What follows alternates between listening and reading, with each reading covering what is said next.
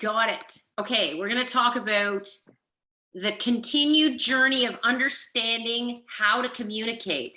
As a coach, whoever teaches you how to communicate, Caitlin, that's not a question you need to answer. It's just a question you need to think about.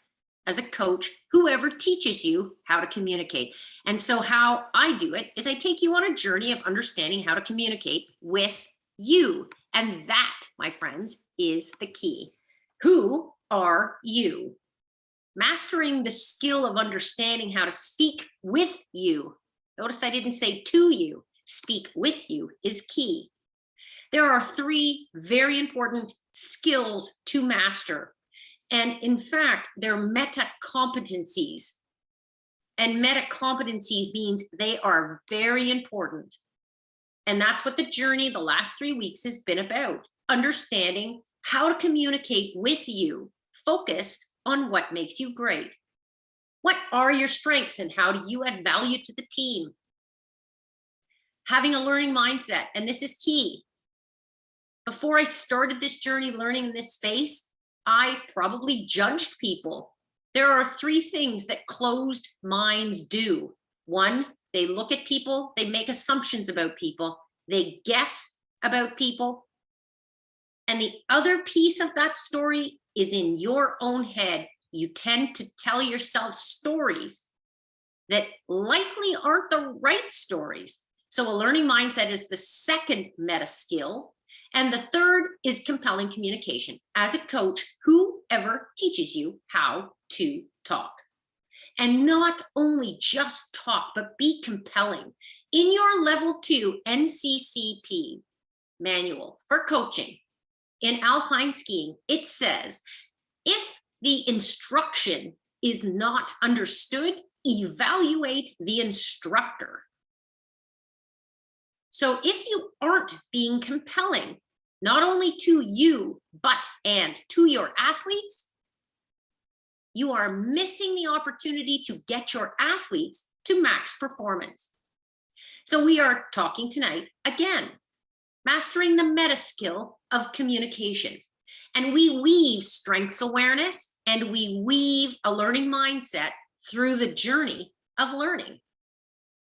Here's the really weird, fascinating thing that I never learned until I went through 2.5 years of cancer and I evolved learning how to communicate with me first in a very positive, forward-moving way.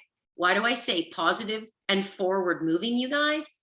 Because remember, we talked last week. Last week, we talked about 12,000 to 50,000 thoughts a day. That's on average what everybody thinks about.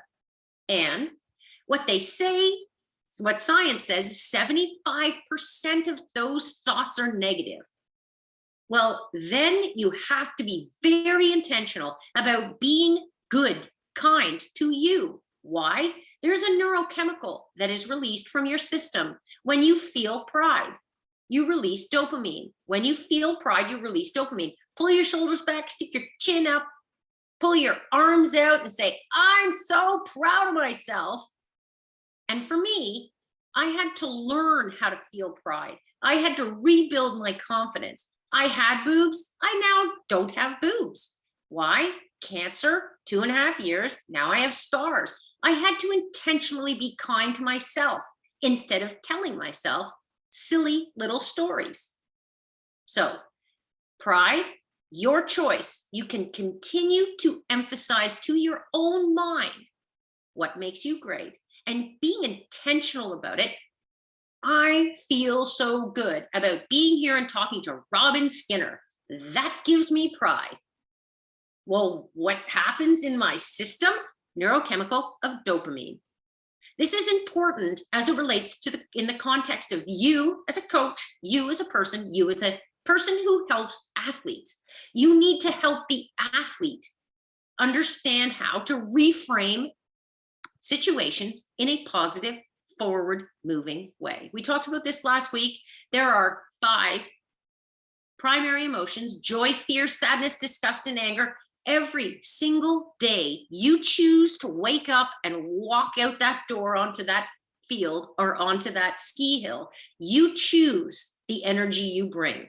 Do you choose to live in anger, choose to live in fear, choose to live in disgust, or do you choose to live in joy?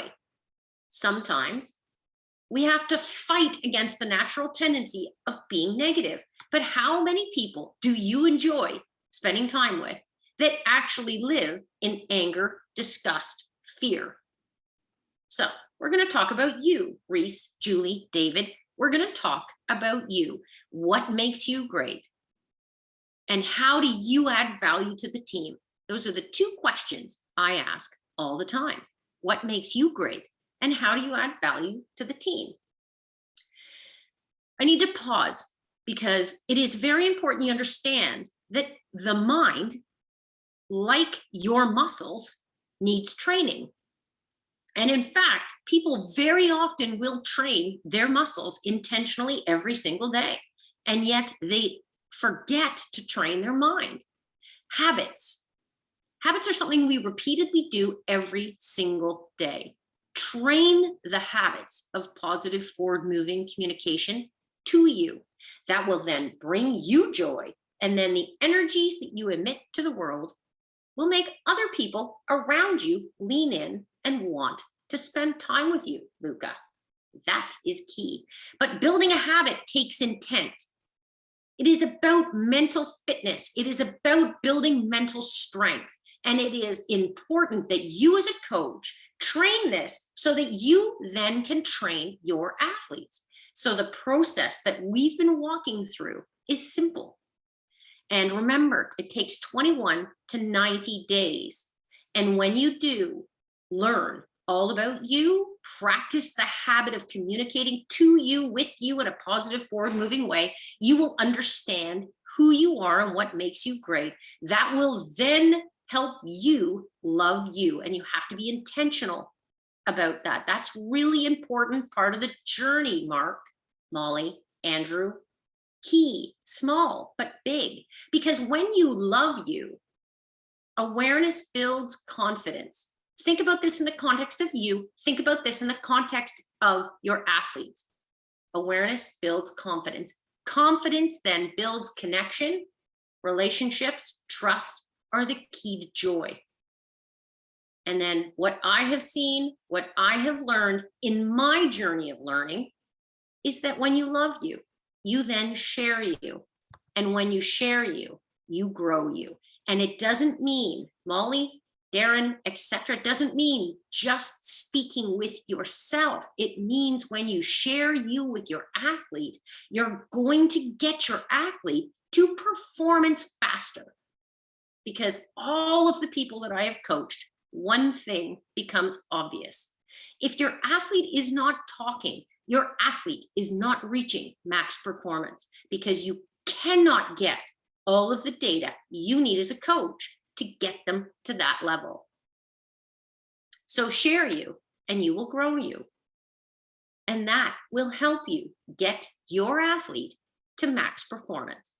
So I'm going to conclude before we get into your exercising, your mental fitness and strength training.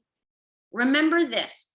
The communication, 55% of communication is nonverbal. What do you choose other people to know about you, to think about you, to learn about you when you walk onto that ski hill?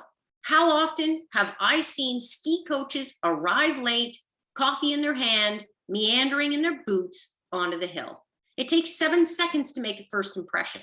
And I'm going to zag and say the data that I quoted at the beginning of this conversation, that if you're coaching Zeds, Generation Zeds, they are very high in intuitive. They can read your body language. They can feel your energy.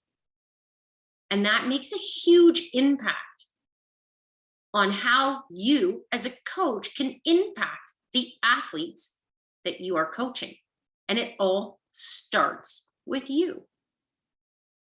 So before you can help people understand you, before they misunderstand you, it is really important you spend time training your brain, understanding who you are, communicating with you, not at you, in a very positive, forward-moving way.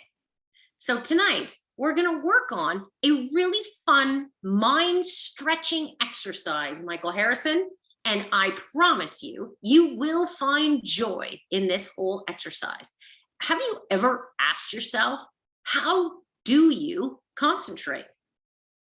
That's not a question I need you to answer yet. Before we do this, I want to ask Kip one question. Share with us, share with me, who are you, Kip, and what makes you great? What have you learned on your journey of paying attention to communicating with you in a positive, forward-moving way, focused on strengths? Kip. Excuse me. The who am I is I don't have an answer for that. But the what makes me great. What a nice thing to be asked. Can I say more than one thing? Yeah. Great. Well, I have a pretty broad perspective and awareness. I genuinely care about helping people. I enjoy listening. I'm a good communicator, and I am goal-oriented, meaning I'm not easily deterred by failures, and I'm pretty open to learning from my mistakes, and I tend to stay with things and see them through. and so is that why when you set a standard, when you raise the bar, when you set a vision for the team inside Alpine and inside Ontario ski racing community, you intentionally set it so that people can see it, because you've said it's trust, performance, and future. Those are the three things that you're focused on bringing to our community through our coaches and our athletes. And by doing it that way, you set a vision, and then you're the person who works really hard at the micro level, building those relationships, connecting with other people, getting their feedback, listening to the athletes. That's what I see. Do you agree, Kip? Yes. I mean, there's room for improvement, especially right now, but it's in the works. If it was easy, Kip, Robin, etc., you wouldn't be doing it. It's not supposed to be easy. That's what makes you guys great. Caitlin, please share what makes you great. Who are you and what makes you great? In the context of what we've talked about in the last 2 weeks, Caitlin. What makes me great? Ooh. I think a lot of the time I care too much. So I will always do everything I can to, help somebody improve or, aid them in some way, do something that will help them, which can be a blessing and a curse sometimes. I'm pretty dedicated. You give a lot, and that means you also probably give too much. And I have one question for you. How often do you spend time giving to you? I don't know. Crazy question. Usually people who are high in love will give lots of love and forget to give love to themselves. So tonight, we'll keep you thinking, mind stretching. This is a mental fitness workout, team, and I'm excited to share it with you. Are you ready, Andrew Sr.? Put your thumb up. Woo! How do you concentrate? Let's think out loud. How do you concentrate? Here, there are 3 different ways to concentrate. And the reason why I share this with you is because of this. It is how you communicate, it is how you think that is a very important thing to recognize. Because if I speak one way, Michael Harrison might speak another way. And literally, macro and micro thinkers speak in very different languages. And if I'm your coach, Michael, and I'm a macro communicator, and you as an athlete, Michael, are a micro thinker or a micro communicator, we literally are not going to connect. And the purpose of communication is to build relationships and communicate with the intent to connect. So think about you in this journey, Molly. Think about you and what makes you great. The strengths of a macro thinker Somebody who is really good at macro thinking is very much about the big picture. I want you to think about this in the context of you, and I want you to think about this in the context of your athletes. What does a ski racer who is a macro thinker, how do they talk? How do they think? What do they see as a coach on the hill? They have lots of ideas. Macro thinkers have lots of ideas. They thrive in complexity. Really meaty problems or really meaty conversations. They tend not to dive into and enjoy frivolity. I am a macro thinker. I am terrible at social. I used to work at the Toronto Blue Jays. We'd go on these huge trips. And when we'd go on these huge trips, I'd have all of the guys that worked on my team. They would take a short straw, whoever got to sit beside me, because I can't chit chat. So pay attention to how you think. Pay attention to how you add value to the team. I love solving problems. So the interesting thing is, and let's get to the blind spots of a macro thinker. Think about this related to you. Blind spots of the macro thinker. I will be immersed in something, get inside my head. I drive to the restaurant. I have dinner with my husband and my family. I leave the restaurant. I drive all the way home because I'm in my head, and I realize I forgot my husband at the front of the restaurant. And I didn't even realize it until I arrived at my house. It's hard. What? Is that a true story? It is a true story. Jeffy is like standing there. Fortunately, my sister was there and she dropped him off. And that's not a joke, but that's what high macro thinkers will do. Macro thinkers add value to the world by figuring out problems, really tying back to really meaty problems, but they will leave open loops. People who are really high in macro will tend to think they are clear, but not actually come across as clear. So let me ask you, I want you guys to participate in chat. Where on a scale of 1 to 100 do you think you are on the macro scale? Are you high in the 90s? Do you love figuring out problems? Or are you lower in the macro scale? Are you a macro thinker or are you a micro thinker? Michael Harrison, please share your thinking. Where do you think you are on the macro scale? Michael Harrison, I want you to. I got it. I think that I'm probably about 70%, or if you're using that scale, about 70%.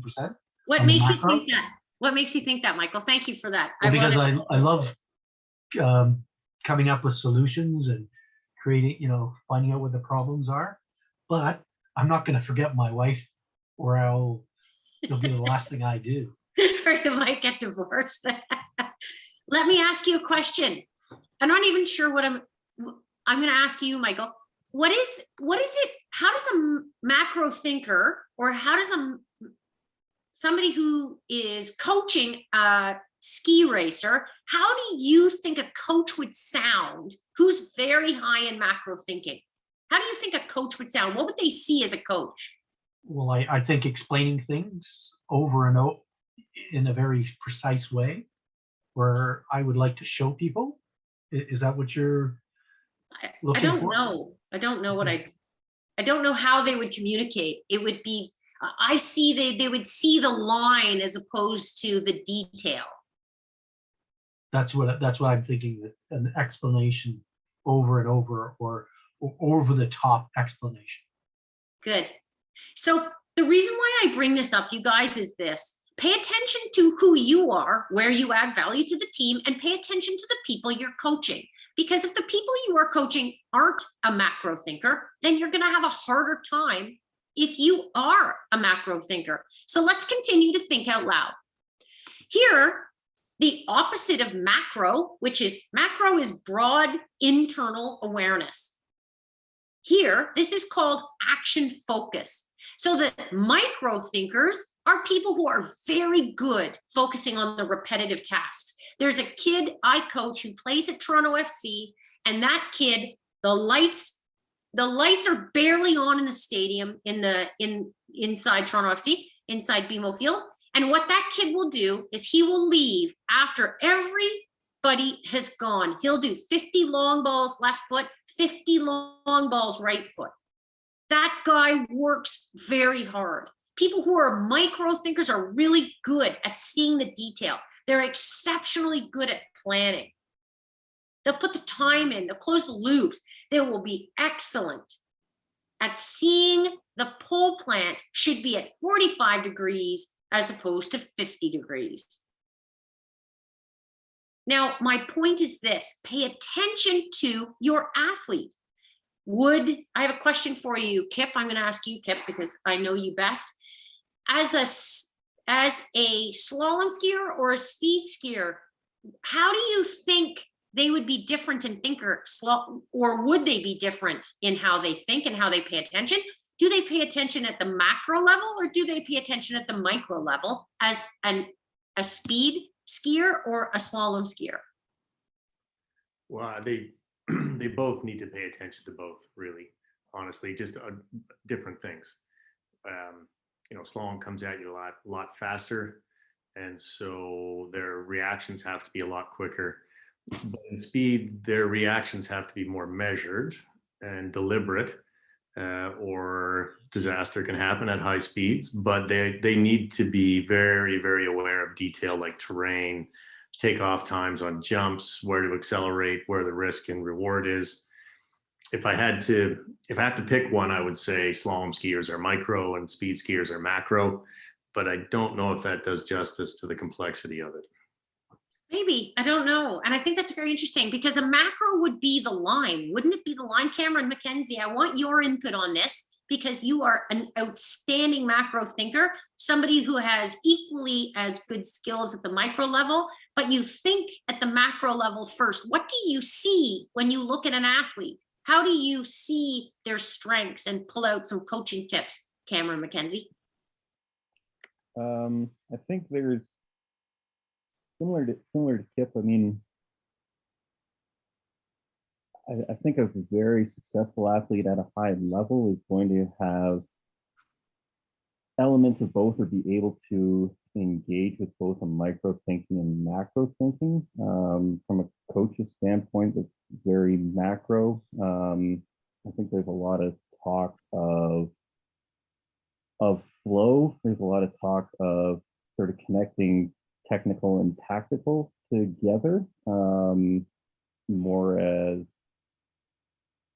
sort of a strategic approach rather than a focus on one specific detail. I think, yeah, sometimes there can be a blind spot there where, especially when you're talking with an athlete that's a little bit more directive oriented, the feedback can sometimes be maybe a little bit overwhelming, or maybe not direct and clear and precise enough for them to execute. So I sometimes need to check myself and recognize what athletes respond to, and sometimes just take a moment to distill my thoughts a little bit and be more directed, more precise in terms of what I communicate to them. It's good. Your thinking is excellent, Cameron. I'm so proud of you for thinking through this, paying attention to it. Even just paying attention to how you add value to the team, paying attention to the people that you're speaking to, even that awareness is huge. I want Jason to participate in some thinking after we read this slide. I think we have the micro thinker. These are the weaknesses of a micro thinker. The blind spots of a micro thinker would be that they will burn themselves out. They'll work really hard, too hard. They won't know when to stop. They're so focused on the details. And here's the other thing that I would say a micro thinker's blind spots are, that they will tend to lose a flow energy because they'll work so hard to get it done. They'll wear themselves out. and understand people who are high in micro or high in macro. Again, the purpose of why I bring this to your attention is this: where are you and how do you add value? And what are the people that you're coaching and how are they thinking?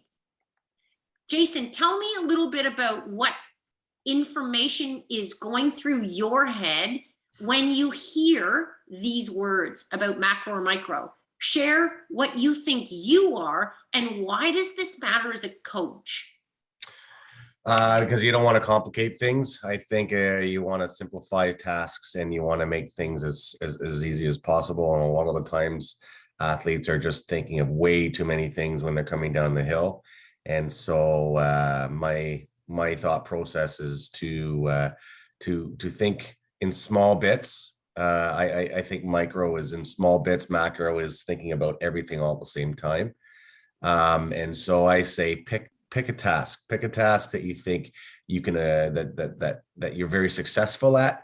Okay, let's accomplish that goal. And then once we've accomplished that goal, we're going to try something different. And just focusing on one thing at a time, I think is producing better results.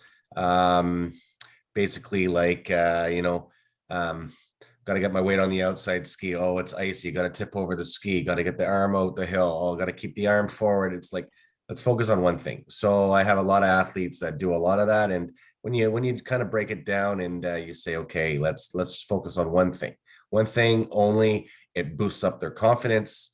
And it also positive thinking, positive self-talk is a huge, plays a huge role, plays a huge aspect in this, because that run sucked. Oh, I didn't like that run. Well, let's change their thought process. Okay, well, if you didn't like that run, let's not say to yourself anything negative. Let's just say, I'm going to do better the next time. I wasn't too happy. That's a little bit negative, but I think I'm finding that process, and I hope I'm not getting off track, but that's just my thought process is for the athletes, for them to accomplish a goal in their thinking process. Your voice, Jason, is powerful. The energy that you bring when you speak is authentic. It's excellent. It motivates me to listen and learn and want to hear more. Thank you. I'm speaking loud because of my computer as well, but thank you. It's very good. And I'm going to address two things you've talked about. The breaking down to repetitive, smaller tasks in order for them to learn it, perfect it, and move on is excellent.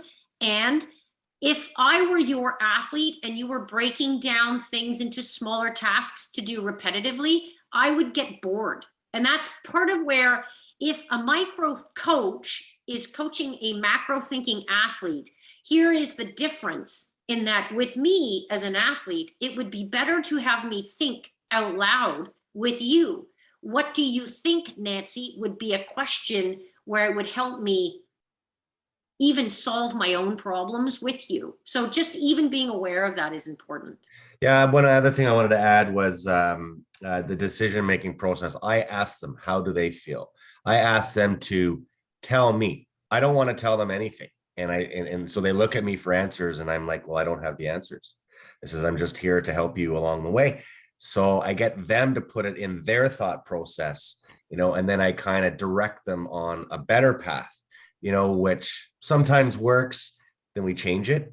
If it doesn't, sometimes it doesn't work, so we change it. And if it does work, that's great. Then we move on to something different. And yes, you're right. Sometimes they can get bored, but then I just switch it up, make something a little bit more challenging. And then they're like, oh, yeah, that was a little more challenging. And then they have a new task. So it's all about changing things. And in the field that I work in, I have to micro think as well as macro think all the time because of so many things that are happening in my job. And so, yeah, and it kind of helps in a way. I've experienced both, and I find, I find being able to understand the athlete. Beginning of the year, you want to understand the athlete, what their goals are, ask them what their goals are, and then find out what their thought process is like or how they think.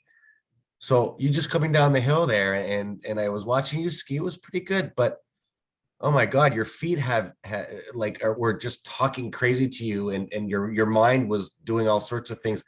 Like, were you like going crazy and thinking of all sorts of things? And they're like, yeah. So it's just, I think it's just trying to simplify things for the athletes. And yeah, so what you were saying, yes, thank you. A macro athlete would get bored with micro tasks, but I think if you could challenge them in some sort of way, it would help. That's a good answer, Jason. Good for you. Very good. Challenging will be good because these guys are high and physically competitive. Good for you, Jason. Thank you for your contribution. I have a question for you. Just not you, just Jason, everybody here. What words would a micro thinker use? When you're listening to a micro thinker, I want Kip to participate verbally, and I want Robin to participate verbally, and I want you guys, the rest of you guys, to participate on chat. What words or what questions would they be asking as a micro thinker? Talk to me, Robin, what you think when you ask questions. How do you communicate? Do you communicate with the detail, asking questions about the detail? Yeah, I'm for sure more a micro than a macro thinker. So I'm always wanting to know the details. How are we going to execute it? Who's responsible for what? What are timelines? How is everybody communicating? Yeah, so I'm definitely more of a micro thinker. What words would a macro thinker use, Kip? Well, where, what, why, how. Yeah, I'm thinking, where can you make speed specifically? Where did you lose time? How can you make speed? That sort of thing, like specifically. So here's the key. You can be a high micro thinker and you can be a high macro thinker as well. And like Jason said, he has to go from strategy to tactics, solving problems, getting the job done, solving problems, getting the job done. As an athlete, you also need to understand technical, tactical, strategy, etc. It's just important that when you are paying attention to the strengths that you offer, I know as a macro communicator, I have to work very hard to be clear on how I'm communicating. I don't get down to the detail. When I put a syllabus together, I can't see to plan. I have spelling mistakes. I miss things and slides all the time because I can't see the detail. It's not my strength. What's my point? My point is this, Andrew Sr., everybody has strengths, and it's about paying attention to yours first, building that confidence and that awareness so that you can then turn to others and ask them what their strengths are and how they add value to the team, so that you aren't judging, you aren't making assumptions about people, you're not telling stories in your head about what they may or may not be thinking. And that is really key. Now I'm going to get to the really fun part, intuitiveness. Think about it in the context of your ability to pay attention. Think about it in the context of Costco. When you walk in Costco and there's a whole bunch of people and there's no set strategy for lines and flow of traffic, somebody who is very high and intuitive, or what we call broad external awareness, will pay attention to other people. They will see things in their peripheral view. And when people are low intuitive, again, this is about communication and connection. When people are low and intuitive, it's really hard and frustrating for the person who's high and intuitive not to get mad at the person who just cut them off, but didn't see it.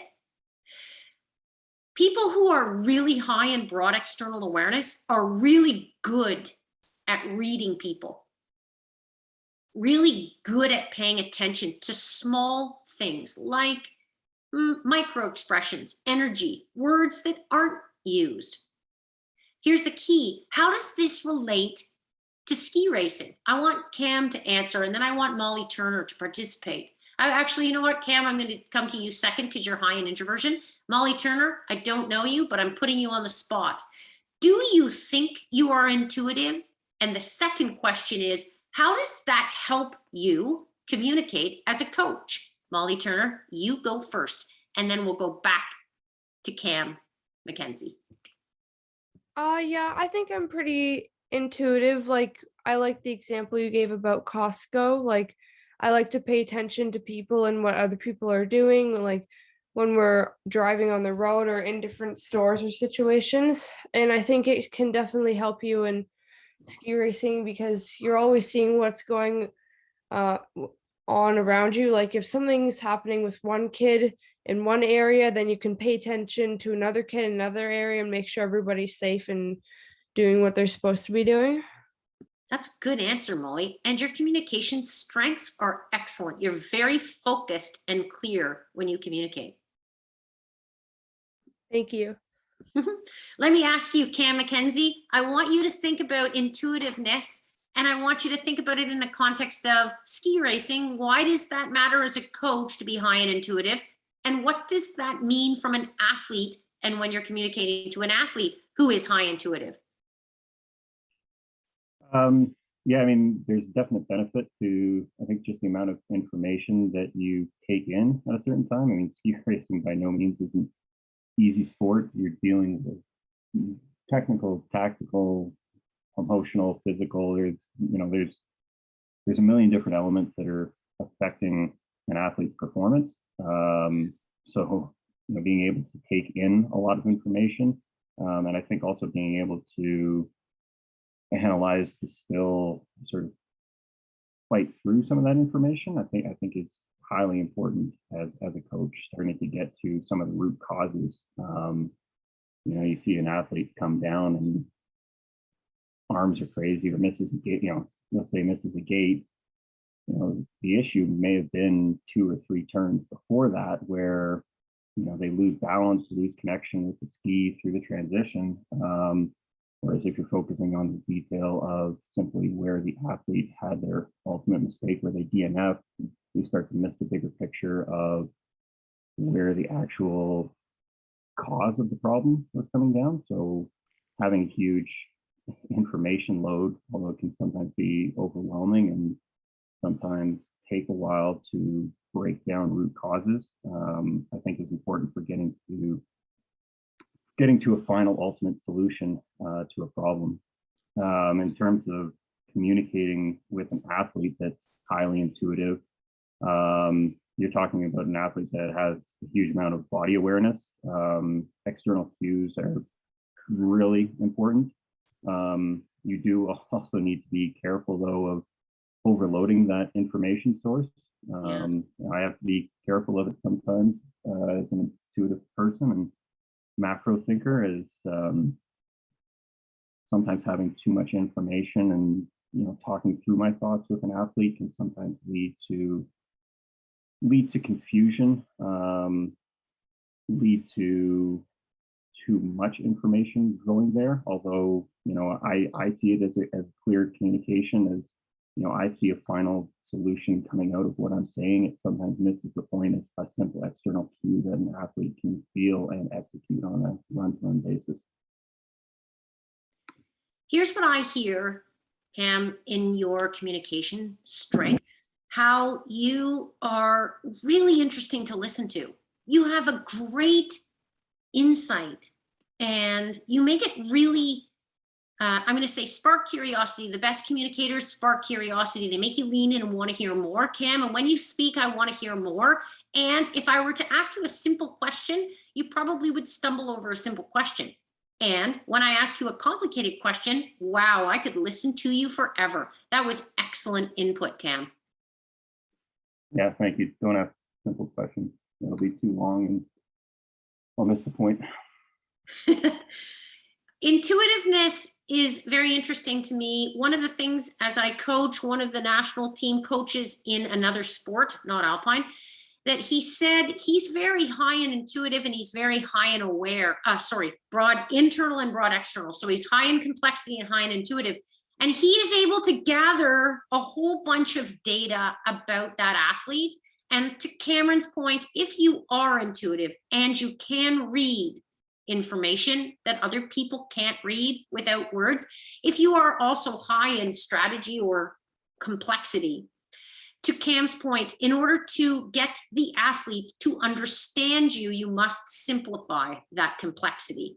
And that is a key. I want Mark Erickson to participate. I want him to give us your input, Mark, on what you're thinking about with respect to all of the thinking or concentration strengths that you've heard. How did it trigger? What thoughts did it trigger in your head, Mark? It's triggered quite a bit, actually. Trying to process how to, being a very high introvert, how to view the kids, that I'm coaching, and pick out the things that they're doing or that they're not, and trying to identify, sort of when you're losing them, and trying, you put a lot of things into my head about the macro and micro people. I don't know. It's trying to pinpoint how to deal with the broad scope of the different kids and how they learn and how to get across to them. I think I'm fairly intuitive. Like your example about Costco and watching other people and sort of being very aware of the surrounding. I think I pick up on a lot of that, but I think what I've learned over the last couple of sessions is really that sense of you've really got to target your audience, and broad strokes don't work with everybody. Yeah. I guess that's a lot of what's going through my head with all this. Yeah, it's so much about personalization to the athlete. And if you are, Mark, high and intuitive, you can read the information, the structure that I have set out. Are you an introvert? How do you add value to the team? Are you an extrovert? How do you add value to the team? Looking at it in the context of the lens, through the lens of the athlete, thinking about that. You can tell in those micro expressions, you can tell if they're opened or if they're closed, if they're intro or extro. You can just tell how they think, how fast they respond. Paying attention to those things, logic, love, macro, micro, etc. I've tried to simplify it so that as a coach, you will be able to identify and then personalize, Mark. So I appreciate your input, your communication strengths, your style. Again, like what we've heard in coaches tonight, it commands presence, and it comes with this honesty and authenticity and caring. That's what I hear in how you speak. And as a coach, that's an awesome strength to have. Thank you.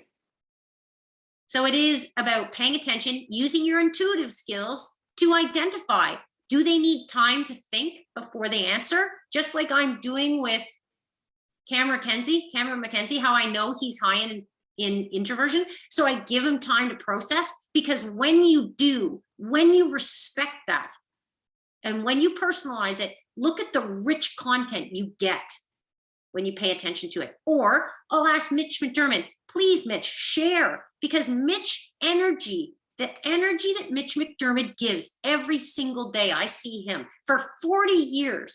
It is fascinating just to pay attention to what makes you great. Hi, Mitch, it's nice to see you.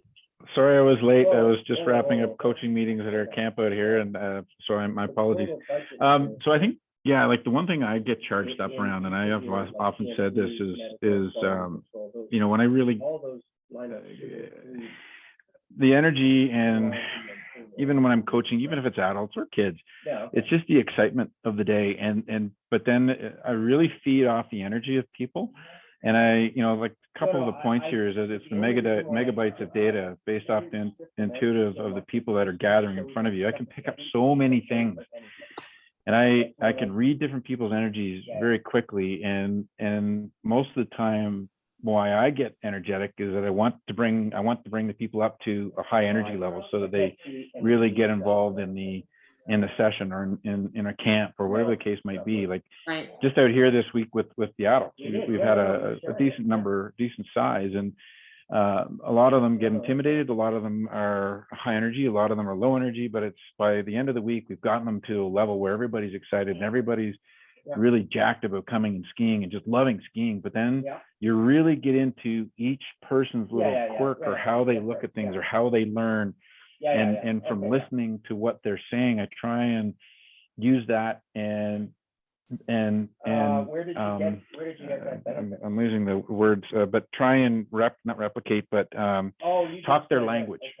right? And when people start talking about, you know, I see this or I see that, then you know they're very visual. So you relate to them in that, or I hear this or I hear that, then you kind of relate it to the sounds they might hear when they're skiing. But then getting them really excited about the day and excited about the training, and then you just see the energy level. And we've had some of these athletes just, okay, we're shutting down at 2:45. Oh, do we have to? Like, can we have more? Can we have more? Like, no, you can't. So it's just getting them. I find getting them jacked up really impacts their training day. And even with younger athletes, you know, I've found that, you know, and I'm not a coach like at Kip's level or anything like that, but you know, I think it's a different type of coaching, obviously, but when you get the energy levels up with them, they're very responsive and they want to keep going. They want to stay happy and they are excited and they want to just enjoy the event of skiing it's in itself. And then they're learning. And I find That's good. you know, getting that energy level up, the receptors and from that perspective, it ends up being a better training day. That's from my experience. That's anyway. good. You know, Mitch, one of the things that you talked about was high intuitive picks up the energy very, very quickly. They're reading the energy of you, back to the point that 55% is nonverbal and you make an impact in 7 seconds or less. And you choose as a coach, when you walk onto that hill, do you choose to radiate joy? Because based on that, you build the momentum that Mitch is talking about on the hill. Mitch, can you mute yourself? Because I can hear your coach in the background. Yeah, you can hear Cavers in the background talking here. So funny. God, old names. Okay, you guys, I'm just going to wrap to say this. I want to just quickly go through some of this stuff. Think about how all of this impacts you. What's the impact that it's made on you? Don't participate. Just think about this. What is the one thing? We talked about introversion, paying attention to whether or not you are an introvert. Where do you get your energy from? Do you get energy from spending time alone, or do you get energy from not spending time alone?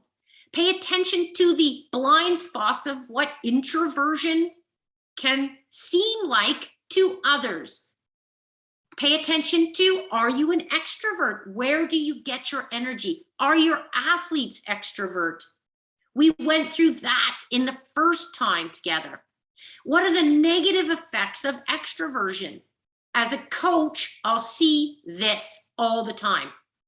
Too much talk. Decrease the number of words to increase the impact of the words. Because if you are a high extrovert and your athlete is a high introvert, your athlete is not talking. And if your athlete is not talking, you are not getting your athlete to max performance. Or are you an ambivert? This is a specialty of Adam Grant's out of Wharton. They are fantastic human beings. They speak multiple languages and they also confuse people. We have ambiverts. Kip, Robin, etc. are ambiverts, very high in introversion, very high in extroversion. They will be the life of the party, then they will leave the party. Then we talked about, do you communicate with love? What does that mean as it relates to energy? Somebody like Mitch McDermott needs love back. I'm 94% in love. I will give my time, energy, hope, optimism, and positivity, and I love back. It's not that I need, and not that I like it, I need it. If your athlete is high in love, it is very important that you give that athlete love. What does love sound like? Love sounds like the compliments that you have heard from me to you tonight. How when Kip listens, he makes me feel so valued. Every single time I talk to Robin Skinner, she does nothing but give me compliments back and how honored she is to spend time with me. That is like my Olympic medal. Pay attention to you, where you get energy and where you give energy and what your athletes need. Under pressure, people who are high in love will tend to be dramatic, blustery. Pay attention to that. Understand that comes from a point of strength. Or we talked about, are you high in logic? Solving problems logically. People who are high and communicate with logic don't understand love. They're confused by when people need lots of love. How many times do I poke fun at people high in logic to give love intentionally? Because stake in the ground for me is this: love is genderless. Doesn't matter if you have a boy, female athlete, or a male athlete, everybody can benefit from lots of love. Or do you communicate in both languages? Somebody who is high in logic and high in love, again, is a connector. That's a power source. And they might be cranky one day and drama the next day. But paying attention to that as it relates to you and as it relates to others is key. And if we had more time, team, we would go through all of the other things to think about. Like, are you a rule follower? Are you a risk taker? But we don't have time to do that, Michael Harrison, because our time is up. So I want you guys to come back to me and share one thing you've learned in this journey about you. I want, is it Sko? Is that how I pronounce your name? Sko, please share with me. What's one thing that had the greatest impact over the course of the 3 weeks together? Share with us what you've learned. I think realizing myself that what I thought was my strength was actually balanced out with what I thought was a weakness. You know, it is so important to understand that every strength has a blind spot, and paying attention to that is important to understand that it's not a weakness. Focus on your strengths, Sko. So tell me, what is your greatest strength? What makes you great? I believe communication. I'm able to communicate with various types of individuals, find out how, unbeknownst to me prior to this, actually delve in to find out how they communicate and then try to meet them on their level. Whether that's an extrovert or an introvert or whatever, it's that connection that I put time into. You sound to me like you are high in love and you have a little bit of logic, and you're also somebody who is more of an ambivert than an extrovert or an introvert. Am I correct? Yes. Yeah. And here's where you add value. You can understand multiple people. And as a coach, being a bridge like that, being able to speak those multiple languages is a huge strength, Sko. I hear authenticity in your voice, and that rich value you offer to every conversation because of that authenticity helps athletes build trust with you faster. I get that. Anybody needs compliments, just come to this source of energy. I want Luca. Luca, I would like you to share one thing, and then we'll wrap up with Kip and with Robin if they want to share anything. One thing about what, sorry?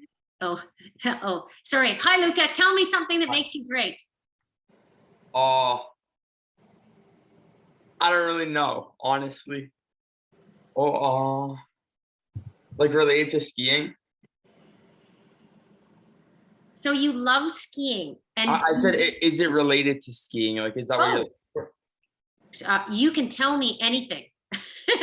You can tell us what makes you great in any area of your life, Luca. I love to have a good time. That means you're happy. It sounds like you're a pretty happy guy. Yeah, I'm a very happy person. Well, that means that you need love, Luca, and joy is something that you're naturally centered in. Am I right? Yes. Well, good for you, because you radiate joy, even through 5 words that you shared. Never underestimate the strengths that you bring to the world. All right, thank you. All right, Kip Harrington, Robin, we're done. I'm hoping it made a bit of an impact. I am hoping that you've learned one thing about you, and I conclude with this: that awareness is key when you're building out your confidence. And it doesn't matter if you're 60 or 6 or 16, continuing the journey to understand how to open your mind, to learn, to understand your strengths, and the key and the last one is to be able to communicate in that compelling way, not only with others, but with yourself as well. Kip Harrington, what's your last piece of information that you want to share. What have you learned in this journey? And then we'll wrap up with Robin. Well, the thing that's clear is my energy, my communication style, my behavior impacts other people. And given that my job and my whole purpose in my professional life is helping people and developing performance, I need to be self-aware and adjust how I communicate and what I observe in people according to what they need And remember, to help them. And remember, Kip, because you're so high in ambiversion, so high in introversion and extroversion, that you'll tend to confuse people, and help people understand you, that making even comments, sharing comments like, I listen with the intent of hearing, like you did today, that helps me understand you. I get you. Remember I told you the story? I had a boss. I asked him a question. He said, I'm going to go over here and think about that for 15 minutes and then I'll come back and answer it. Oh, I totally get you. Instead of standing there and being weird. Yeah, I stand there and be weird quite a bit. I'm working on it. You have an entire province to inspire, Kip. I am honored to know you. Robin, share one thing that makes you great, the impact of this entire journey. Well, one thing that makes me great, I guess commitment and loyalty to, whatever the project is that I'm working on, and the people I'm working with. I feel really dedicated and loyal to the people that I work with, and working with you through this journey made it super clear to Kip and myself that we needed to share your skill set and your ability to be each person's cheerleader on this call, because it lifts you up. And I think our coaches don't get access to this sort of personal professional development enough. So if we could have every coach in the nation on a call with you, because I don't know about the 19 or so of us that are on the call, but I mean, every time I talk to you, Nancy, my energy is high. So I hope that we could give that to everybody, all coaches in this province. So I do really appreciate the energy you were able to give us. And I know a lot of people will take away quite a bit from these sessions for sure. Well, let me conclude with this, and thank you for those kind words. As somebody who's 94% support and affection, I love love. It's like my Olympic medal. And here's the most important thing to hear and to understand. Each one of you, each person who has communicated and participated in this learning journey together has elevated knowledge about themselves, and that then enables them to build more confidence and give more to the athletes that they coach. Be very proud of the work that you are doing in our community. Be very proud of the work that you are doing with yourself as a coach. Being a coach is an honor. And you guys, what I have heard, what I have seen every single week for the last 3 weeks is that this community is spectacular. This community is caring. This community are the people who are changing the lives of everybody who interact. Doesn't matter if it's Mark or it's Molly, Michael or Mitch. You're making an impact, and I believe in you. And I am so honored to have been part of your journey. Alpine ski racing and alpine ski coaching built me, and it built you. It's our opportunity to continue to lean in, see what makes each other great, see what makes ourselves great, and then actively share how much energy Mitch McDermott gives the world, how much Mark Erickson's intelligence comes across when he speaks, or how Cam McKenzie figures the most complex problems out. Celebrate you and celebrate others. And that's a pinky swear, everybody. You've got to pinky swear me on this one. I will see you on the hill. If I'm the person who's going to be skiing faster than all of you, and I offer that as a challenge. Anyway, it's been an honor, you guys. I'm going to go, and thank you for listening. I really appreciate it. See ya. Buddy. Thank you. Thanks, Thanks, Nancy. Nancy. Bye, buddy. Thanks, Thank you Matt. very much. Oh, she just Hi, left. thank you. Thank you.